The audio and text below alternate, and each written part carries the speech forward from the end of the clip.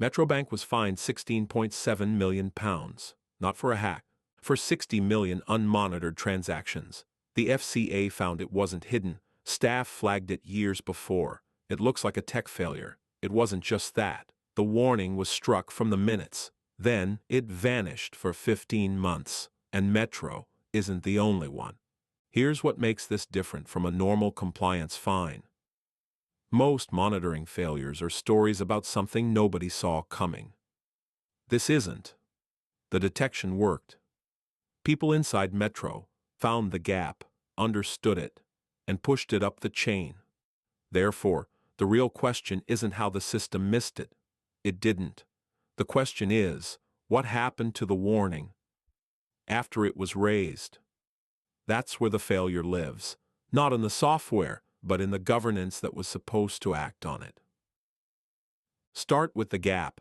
In June 2016, Metro switched on an automated system to monitor transactions for money laundering risk. But a flaw in how data fed into that system meant whole categories of transactions never reached it. Same-day account activity. Records that hadn't updated yet. They simply weren't watched. Over the next few years, that blind spot covered more than 60 million transactions, worth over £51 billion. To be precise, those transactions weren't proven dirty. They were unseen.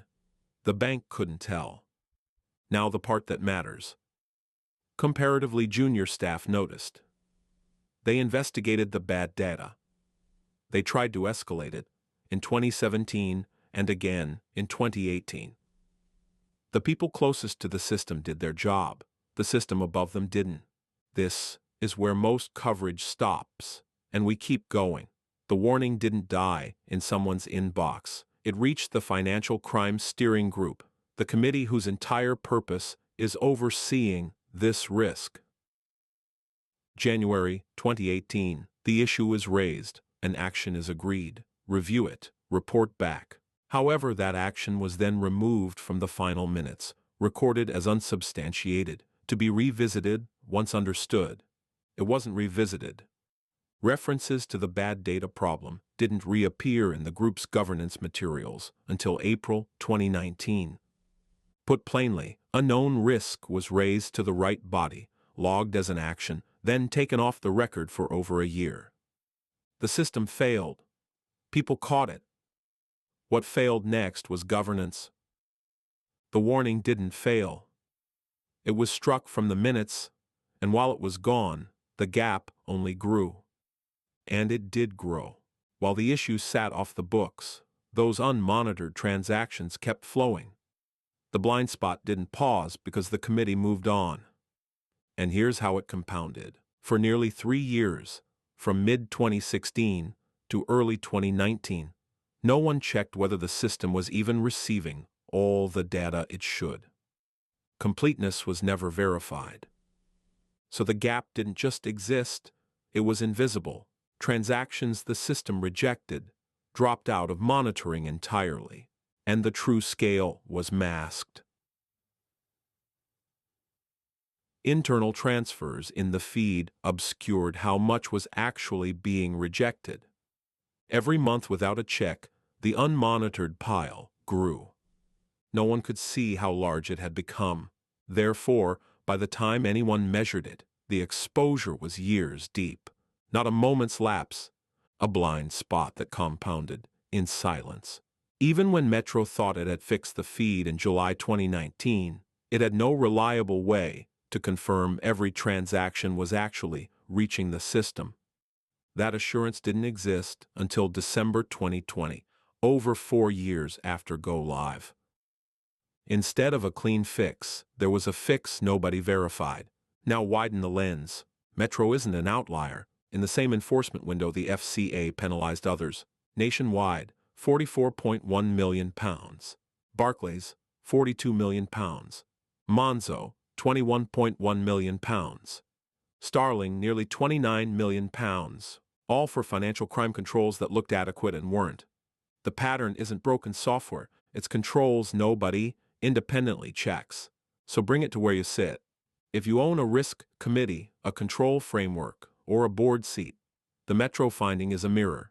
This stops being a Metro story here. Your firm's governance has the same blind spot. The dangerous failure in a regulated firm is rarely the control that breaks loudly. It's the warning that gets raised, agreed, and quietly dropped, because everyone downstream assumes governance caught it. The minutes said an action was agreed. The reality was that nothing happened. Therefore, the question for your own firm is uncomfortable and simple. What was flagged, minuted, and never tracked again? Most governance logs are built to record what was decided. Almost none are built to catch what was decided, then silently abandoned. Two filters you can use now. First, the decision lens. Treat every agreed and then dropped action as a live risk until someone proves it was closed. Track removals from your governance records, not just additions. An action that disappears is a signal, not an absence. Second, the risk filter. Any control you've marked fixed without an independent check that the data actually flows is a future final notice.